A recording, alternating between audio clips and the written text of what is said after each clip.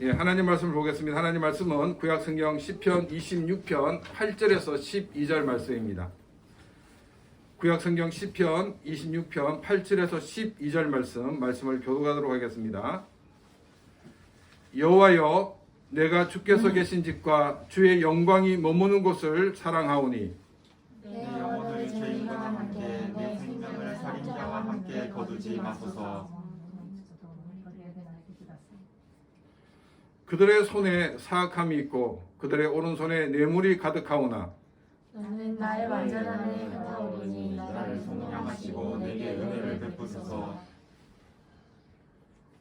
같이 읽겠습니다. 내 발이 평탄한 데에서 싸우니 무리 가운데에서 여호와를 송축하리이다. 아멘. 이 교회를 한국에서는 성전이라는 말로 이렇게 자주 사용하는 것을 들은 적이 있을 것입니다. 그런데 이 말은 틀린 표현입니다. 한국에서 보면 또 가끔 큰 대형 교회들이 지점과 같은 교회를 이렇게 세워놓고 무슨 교회, 무슨 성전이라는 명칭을 사용하는 것을 볼 수가 있습니다. 이런 교회는 신학적인 기본 지식이 없는 교회라고 우리가 단정지어 말할 수가 있습니다. 그래서 우리가 우리 자신의 신앙을 위해서 가까이 하지 않는 것이 좋습니다. 왜냐하면 개신교적이고 또 성경적인 바른 신학이 있다고 그러면 교회를 무슨 성전이라고 이름을 사용할 수 없기 때문입니다. 자, 그러면 먼저 이 성전이라는 용어가 왜 틀렸는지를 먼저 살펴보고 교회의 의미가 무엇인가를 함께 생각을 해 보도록 하겠습니다. 일본어 성경은 이 성전으로라고 번역하지 않고 신전으로 이렇게 번역을 하여 사용을 하고 있습니다. 원어 성경은 이 신전이 맞습니다. 근데 우리가 이제 신전이라고 그러면 이 우상을 섬기는 여러 가지 신전과 동일시할 수 있기 때문에 한국에서는 거룩하신 하나님이 계신 신전이라는 뜻에서 성전이라고 이렇게 번역을 하고 있다는 것입니다. 이스라엘 백성들이 이집트에서 노예를 생활하고 있다가 이집트에서 나오게 되었습니다. 이것을 우리는 출애굽 사건이라고 얘기를 합니다. 하나님은 이스라엘 백성들을 이제 어디로 인도하시냐면 이 시내산이라는 곳에 인도하셨고 하나님과 언약을 체결하게 됩니다. 하나님과 공식적인 언약을 체결함으로 이스라엘은 이 하나님의 백성이 되었고 하나님은 이스라엘의 왕이 되셨습니다. 이 고대 사회에서 이 왕이 되었다는 것은 백성들은 왕에게 충성을 다해야 되고 또 왕은 자기에게 충성하는 백성들을 끝까지 지켜주는 것을 말하고 있습니다. 하나님께서 이스라엘의 왕이 되셨다 하는 것은 이스라엘 백성들은 하나님을 향해 끝까지 충성해야 하고 하나님께서는 자기의 백성들을 끝까지 지켜주신다는 것을 말하고 있습니다. 하나님께서는 이스라엘 백성과 이렇게 언약을 세우시는 가운데 성막을 만들라고 이렇게 하셨습니다.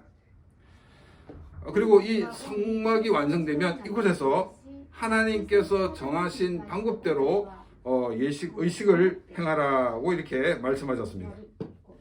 이스라엘 백성이 이 성막을 만들고 난 뒤 그들이 이제 가나안 땅으로 향해 갈 때 그들은 어떻게 움직였냐면 지금 이 장막 안에 있는 이 제일 안쪽에 있었던 이 법궤를 가장 앞세우고 나갔습니다. 지금 이 화살표가 진행 방향으로 보면 맨 앞에 이 법궤를 사람들이 지고 나갔습니다. 그리고 그 뒤에 이제 세 지파가 뒤를 따랐고 또 그 다음에는 이 성막을 이제 다 이제 분해를 해가지고 이렇게 다 접어가지고 이제 사람들이 메고 그 뒤를 따랐습니다. 그리고 그 다음에 이제 그 세 지파가 또 다시금 따르게 되었고 그 뒤에는 이 성막에 사용했던 여러 가지 물건들, 이 물건을 또 이렇게 잘 이렇게 조립해가지고 이렇게 가지고 따랐습니다. 그리고 그 뒤에는 6지파가 이렇게 따르게 되었습니다.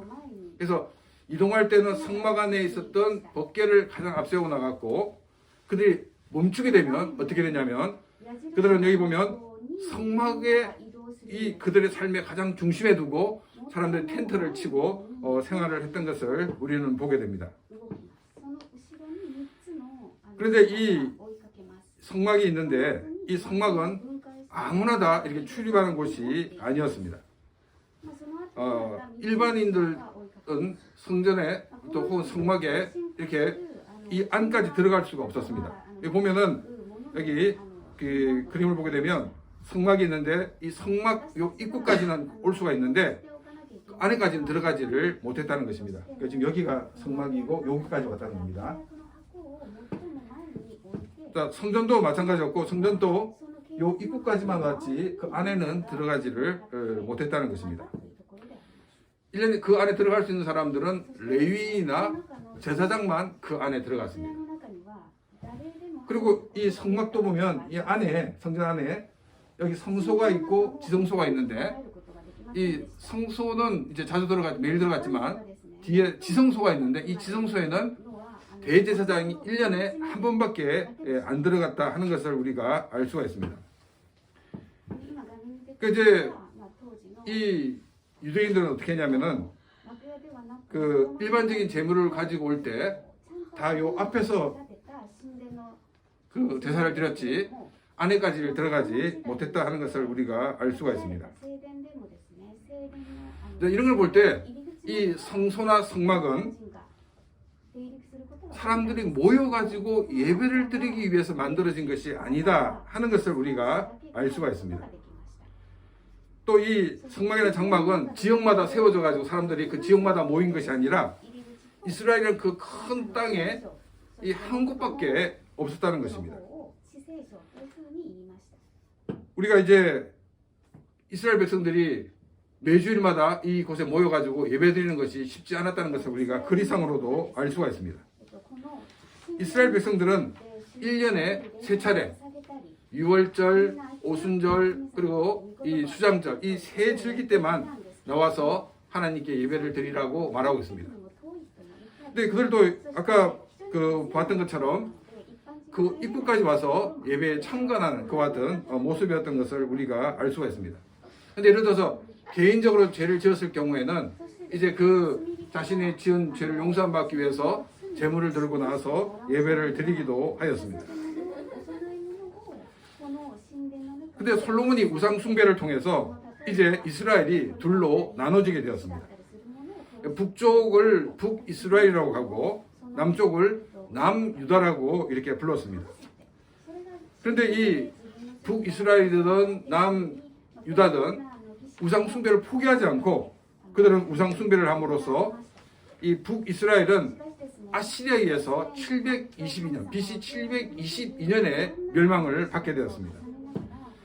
그리고 남유다는 그리고 약 140년 뒤인 이 BC 586년에 바벨론에 의해서 멸망이 되게 됩니다. 이 아시리아나 바벨론이나 한 나라를 정복하면 그들이 처음 했던 정책이 뭐냐면 사람들을 이주시키는 겁니다. 그래서 이쪽에 있는 민족을 이곳으로 데려오고 또 저쪽에 있는 민족을 또 이곳을 막 섞어놓는 그와 같은 정책을 폈던 것을 보게 됩니다. 왜 이런 정책을 폈냐면은 여러 민족이 함께 어울려 살게 되면은 이 원주민과 이주민 사이에 그런 갈등이 생기고 또한 문화와 간섭의 여러 가지 차이가 있기 때문에 그들이 자신을 정복한 나라에 대해서 반기를 들지 못하게 하는 방법이었기 때문입니다. 그래서 이스라엘 백성들은 이제 일부는 남아있지만 귀족이나 고관들은 이 바벨론 여러 나라로 이렇게 흩어지게 되었습니다. 이렇게 흩어진 유대인들을 우리가 뭐라고 얘기하냐면 디아스포라라고 이야기를 합니다. 이 바벨론 포로로 세계 각지에 흩어진 유대인들은 그제서야 자신이 무엇을 잘못했는지를 알게 되었습니다. 그들이 하나님을 떠나고 우상을 섬겼던 죄를 알게 되었습니다. 그들은 아이러니하게도 우상의 땅에서 조상들이 섬겼던 우상을 버리고 오직 하나님만을 섬기게 되었습니다. 그리고 자신들의 조상들이 이 우상을 섬기게 된 것은 하나님 말씀에 대한 무지에서 출발한 것을 알고 성경을 읽기에 노력을 기울였습니다. 이 흩어진 유대인들은 이제 흩어진 곳에서 유대인끼리 만나면 모임을 가지기 시작했습니다. 흩어진 유대인들이 만나는 이 모임은 단순한 친목 모임이 아니었습니다. 그들은 매주 안식일에 모여 하나님을 찬양하고 말씀을 읽고 또 설교를 듣는 모임을 가지게 되었습니다. 유대인들 120명이 모이면 공식적인 회당이 되었습니다. 그래서 이것을 그리스어로 시나고게라고 이야기를 합니다. 지금 이 교회당의 모형 혹은 교회에서 드려지는 예배의 모체라고 우리는 말할 수 있습니다. 이 시나고게 회당은 이 유대에도 있었고 또 세계 각지에 유대인들이 있는 곳이라고 그러면 반드시 세워졌습니다. 여러분들이 이제 그 인터넷을 찾아보면 그 회당, 시나고게 이렇게 찾으면 교회 모양하고 굉장히 비슷한 것을 알 수가 있습니다. 지금 이 교회는 사실 성전이 아니라 회당이라고 말하는 것이 더 맞는 표현입니다. 이스라엘 백성들이 소중히 다려왔던 성전이 바벨론에 의해 무너져 버림으로 성전 자체가 아무런 의미가 없다는 것을 우리에게 보여주고 있습니다. 성전에 의미가 있는 것이 아니라 성전이 상징하고 있는 또 이 성전에서 행해졌던 의식 자체가 더 중요하다는 것을 이 이스라엘 백성들은 알게 되었습니다.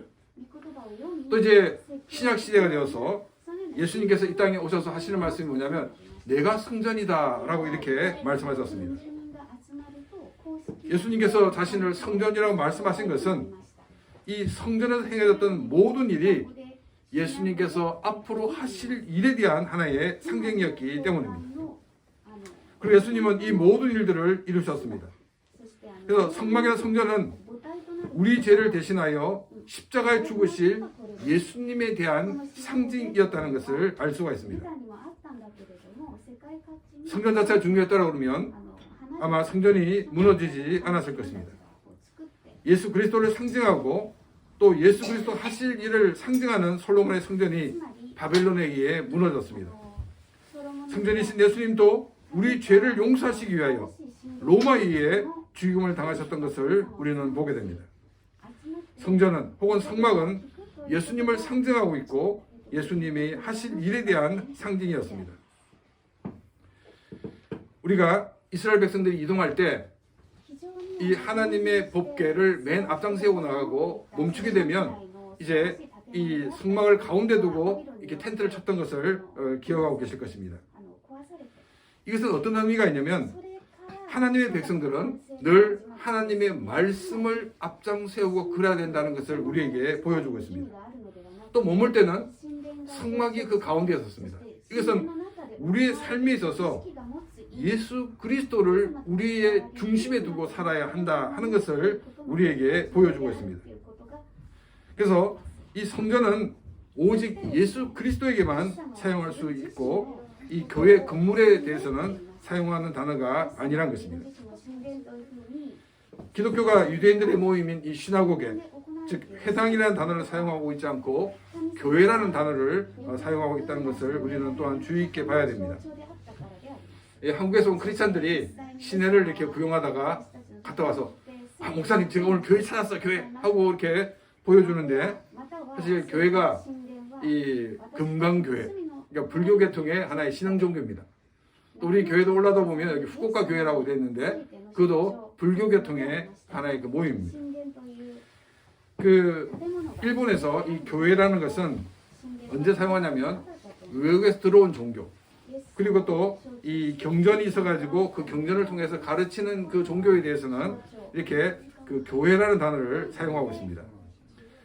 그래서 이제 그 아마 금강교회라고 쓴 것이 가장 많이 볼 수 있는데 이 일본의 어떤 목사님들은 교회 이름을 그래서 무슨 처치 이렇게 사용하거나 혹은 무슨 기독교회라고 이렇게 사용하는 것을 보게 됩니다. 이 교회라는 이 단어는 어떤 단어냐면 이 에클레시아라는 단어입니다. 이 에클레시아라는 이 단어는 이 직접 민주주의에서 시민의회를 얘기하고 있습니다. 그리고 국회는 국회의원들이 모인 국회라고 그러죠. 이 직접 민주주의에서는 모든 시민이 의원이었습니다. 그래서 이 시민의회를 에클레시아라고 이렇게 불렀습니다. 그래서 건물이 아니라 모임이다 하는 것을 우리가 알 수가 있습니다.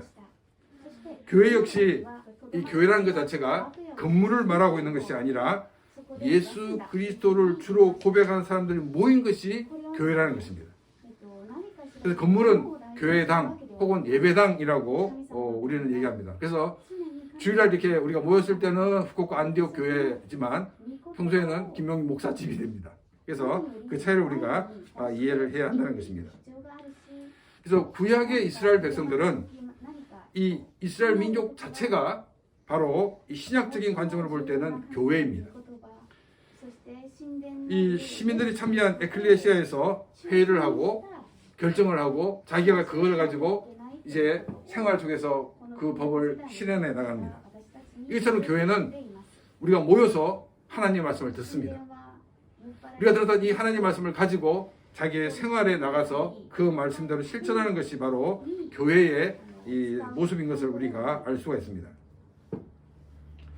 또 이스라엘 백성들은 예배를 드릴 때 여기저기서 마음대로 예배를 드릴 수 있는 것이 아니라 오직 한 곳에만 예배를 드릴 수 있다라고 말씀을 드렸습니다.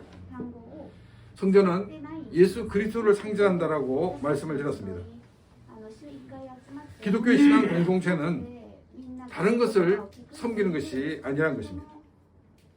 다른 것이 세워졌다는 것은 바로 우상 숭배를 이야기하고 있습니다. 교회는 오직 삼위일체 하나님만을 섬기는 곳이 되어야 합니다.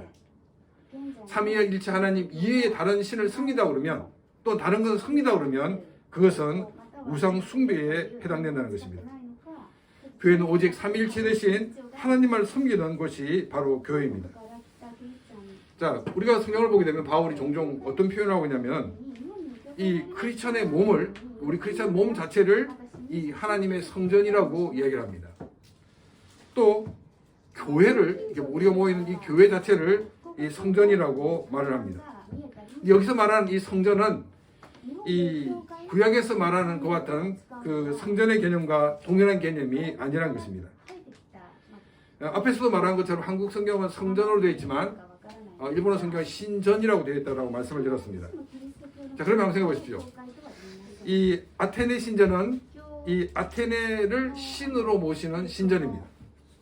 그리고 아폴로 신전은 이 아폴로를 신으로 섬기는 신전입니다.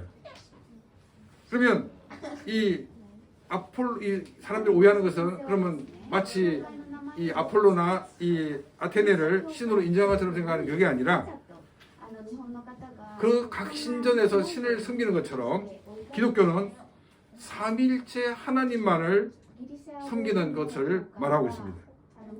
각 신전에서는 각 신들을 섬기는 것처럼 바로 이 교회는 삼위일체 하나님을 신으로 모시고 예배하는 곳이다 하는 것을 말하고 있는 것이 이 바울의 표현인 것입니다. 또 우리의 몸을 하나님의 성전이라고 말하는 것은 바로 우리 속에 성령 하나님이 거하신다는 것입니다.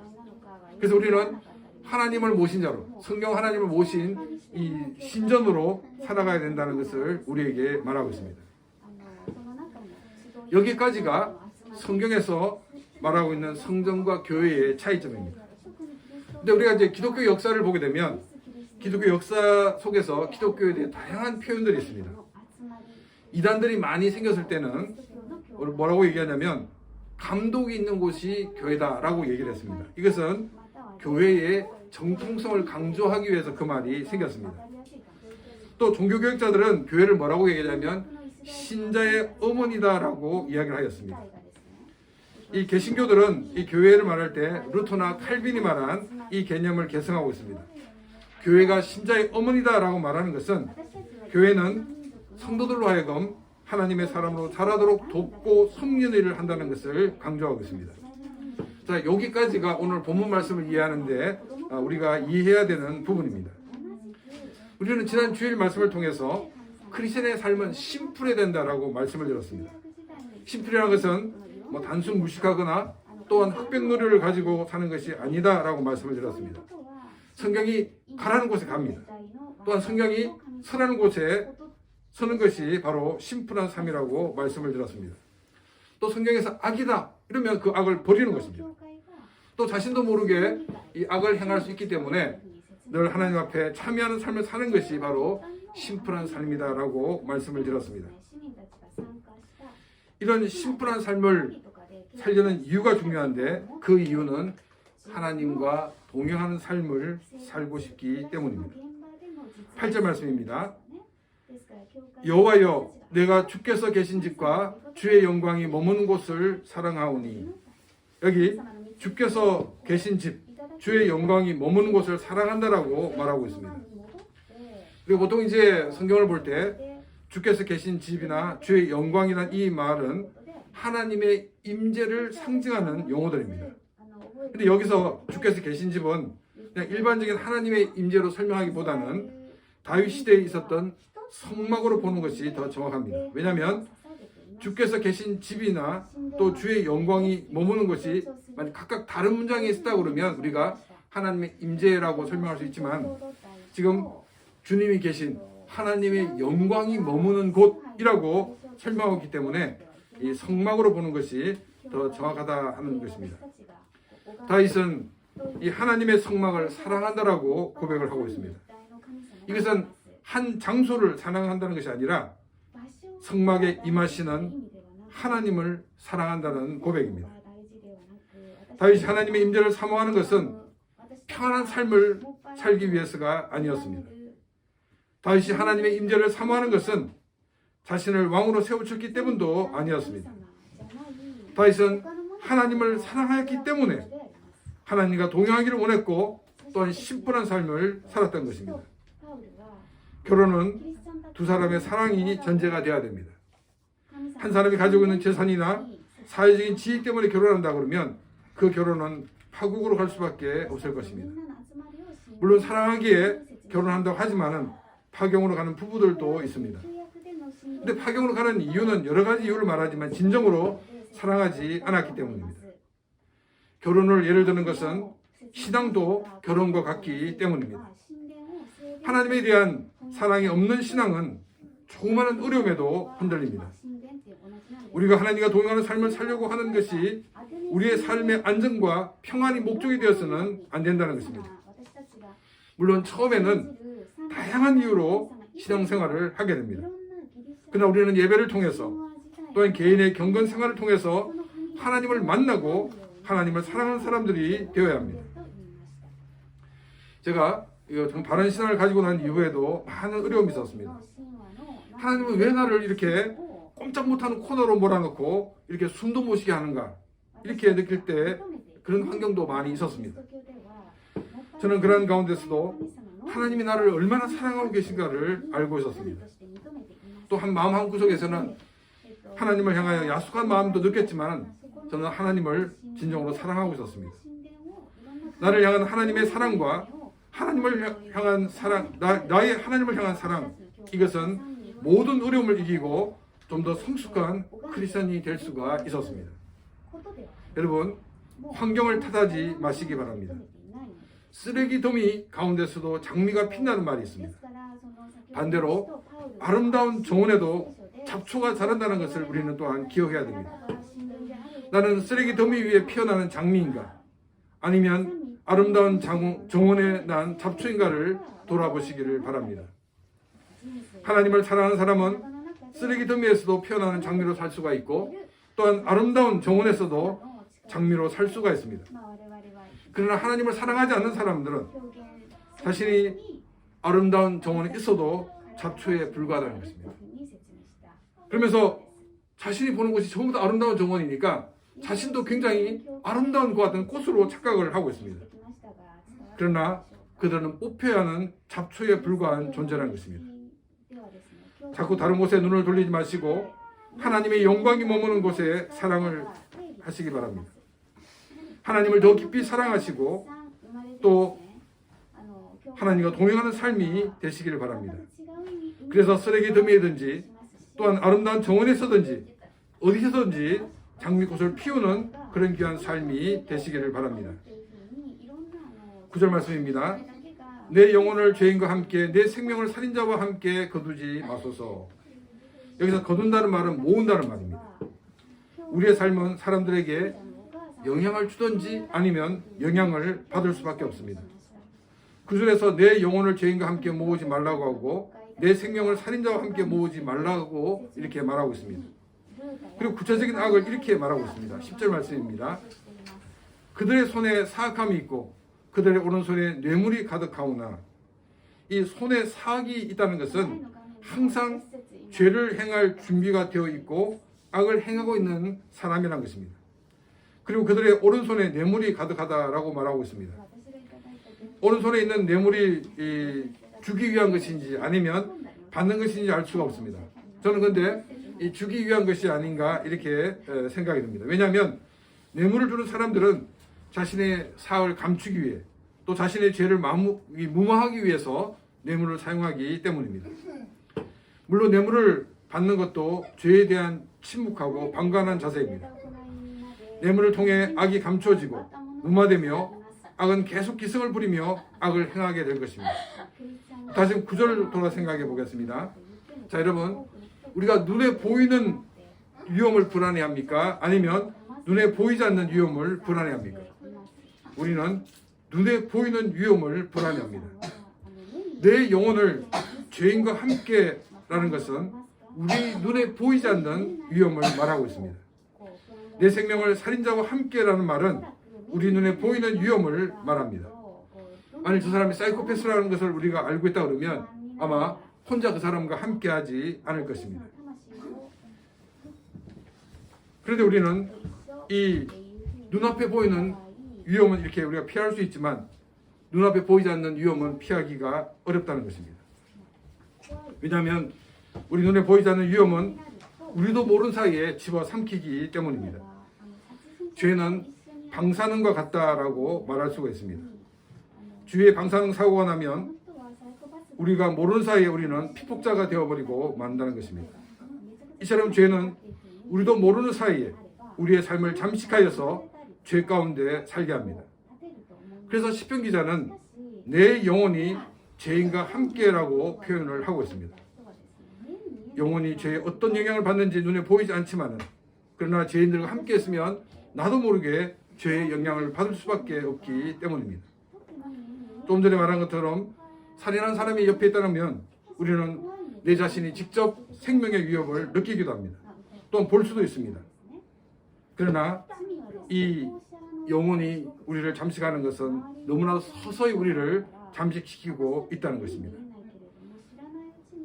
또 그렇기 때문에 내 자신이 어느 정도 오염이 됐는지 어느 정도 문제가 있는지 전혀 알지를 못한다는 것입니다. 우리의 영혼이 죄에 잠식되면 죄에 잠식되는 것으로 끝나는 것이 아니라 어느 시점이 되면 행동을 하게 됩니다. 그렇기 때문에 우리는 우리의 영혼을 잠식하는 죄의 영향을 받지 않도록 늘 하나님의 말씀을 통해 깨어있고 늘 기도하는 삶을 살아야 하는 것입니다. 세우는 것은 오랜 시간이 걸리지만은 무너지는 것은 순간 무너지고 만다는 것입니다. 지금까지 오랜 시간 쌓아온 것을 무너뜨리지 않도록 우리는 죄를 끊어버리는 삶이 되시기를 바랍니다. 나로 하여금 죄로 물들게 하는 사람들을 우리는 생각해 봐야 됩니다. 내가 그 사람에게 영향을 주어서 그들을 변화시킬 수 있는가? 아니면 내가 그들을 만나면 내가 영향을 받을 수밖에 없는가? 이걸 생각하고 우리는 그 사람들 관계를 정리를 해야 할 것입니다. 11절 말씀입니다.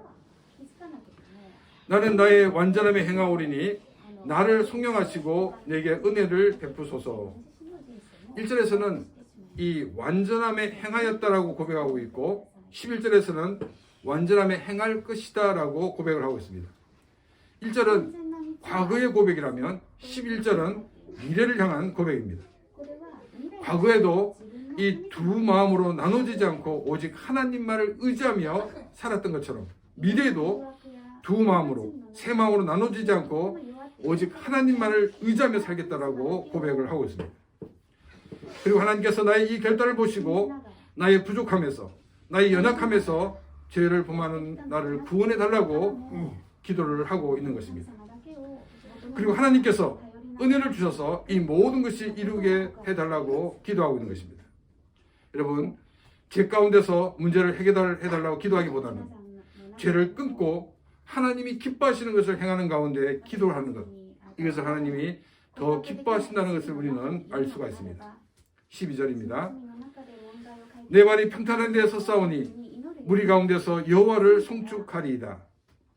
자신을 잠식시켜 죄 가운데 살게 하는 삶을 끊고 나니 이제 평탄한 곳에 서게 되었다라고 고백을 하고 있습니다. 안정된 삶을 찾을 때 무리 가운데, 즉 하나님의 백성들과 함께 여호와를 찬양한다라고 고백을 하고 있습니다. 내가 건강한 신앙을 가지고 있는가 하는 것은 내가 하나님을 섬기는 이 공동체에 대해서 어떻게 생각하는 걸 가지고 우리는 체크를 하면 알 수가 있습니다. 하나님을 섬기는 교회, 이 교회 공동체가 성경이 아닌 이상한 말을 하고 있다 그러면 우리는 심각하게 고민을 해야 할 것입니다. 그러나 진리의 문제가 아니라면 하나님을 섬기는 신앙의 공동체인 교회가 문제가 있는 것이 아니라 자신의 신앙의 병이던 것입니다. 함께 예배하는 것이 기쁨이 없는 것이 바로 그 증거인 것입니다. 이런 병에 걸리는 가장 큰 이유는 교회를 위해 눈물을 흘리며 기도하지 않았기 때문입니다. 자신의 모든 것을 드리며 헌신하지 않았기 때문입니다. 또한 자기 신도 모르게 죄의 영향을 받고 있기 때문에, 죄에 잠식되어 있는 상태이기 때문에 이런 마음이 들게 된다는 것입니다. 문제에 부딪힐 때 우리 문제에 부딪히는 그 자체가 문제가 아니라는 것입니다. 우리가 살면서 항상 문제에 부딪히게 됩니다. 그런데 이 문제를 어떻게 풀어 나가는가가 중요합니다. 그 문제를 푸는 방법은 기도하는 것입니다. 기도 밖에 문제를 해결할 수가 없습니다. 기도만이 유일한 답입니다. 그래서 크리스찬의 삶은 심플하다는 것입니다. 우리는 교회를 위해 눈물을 흘리고 교회를 위해 최선을 다해 섬김으로 교회를 더 사랑하는 삶이 되시기를 바랍니다. 그래서 함께 기쁨과 감사함으로 예배하는 이 교회 공동체의 한 구성으로 사는 삶이 되시기를 바랍니다. 이런 삶이 되기 위해서는 우리에게 임하시는 하나님의 사랑이 얼마나 큰가를 알아야 합니다. 그리고 우리도 하나님을 진정으로 사랑하는 삶이 되어야 한다는 것입니다. 예수님을 모른다고 부인한 그리고 떠난 이 베드로를 찾아오신 예수님은 베드로에게 왜 나를 배반했느냐라고 묻지 않으셨습니다. 이 모든 것보다 나를 더 사랑하느냐라고 물으셨습니다. 우리는 사람이기 때문에 위기를 만나게 되면 자기도 모르는 사이에 자기가 생각했던 것과는 다른 행동이 나올 수가 있습니다. 예수님은 그때 왜 그랬어? 라고 묻지 않으신다는 것입니다. 그럴 수 있어. 과거가 중요한 것이 아니라 정말 나를 사랑한다 그러면 이 모든 것보다 나를 더 사랑할 수 있느냐고 주님은 우리에게 묻고 계시다는 것입니다. 만약 우리가 여러 가지 문제를 만나고 있을 때 정말 자신이 기도하지 않았다 그러면 우리는 모든 것을 다 내려놓고 조용히 기도하는 시간을 가지시기 바랍니다. 어떤 계기가 되었던 교회를 다니면서 우리는 이 하나님을 만나야 되고 하나님을 사랑하는 그런 삶이 되어야 한다는 것입니다. 우리가 하나님을 사랑하고 하나님을 신뢰한다 그러면 우리는 더욱더 하나님의 사람으로 승리하는 삶이 될 수가 있습니다. 하나님을 사랑해 달라고 기도하는 삶이 되시기를 바랍니다. 그리고 우리가 정말 믿음의 공동체 안에서 함께 하나님을 예배하는 것을 우리가 기뻐하는 우리가 되게 해달라고 기도하는 삶이 되시기를 바랍니다. 왜냐하면 이 믿음의 공동체를 하나님이 사랑하고 계시기 때문입니다. 우리의 믿음의 공동체인 교회를 더 사랑하도록 기도하시기 바랍니다. 또 교회를 위해 최선을 다하는 삶이 되시기를 바랍니다. 그래서 13절의 말씀처럼 우리가 평온한 가운데 모든 성도들과 함께 하나님을 찬양하는 복된 시간을 누리는 그런 귀한 삶이 되시기를 바랍니다. 이 시간 다 같이 오늘 말씀 생각 같이 기도드리겠습니다.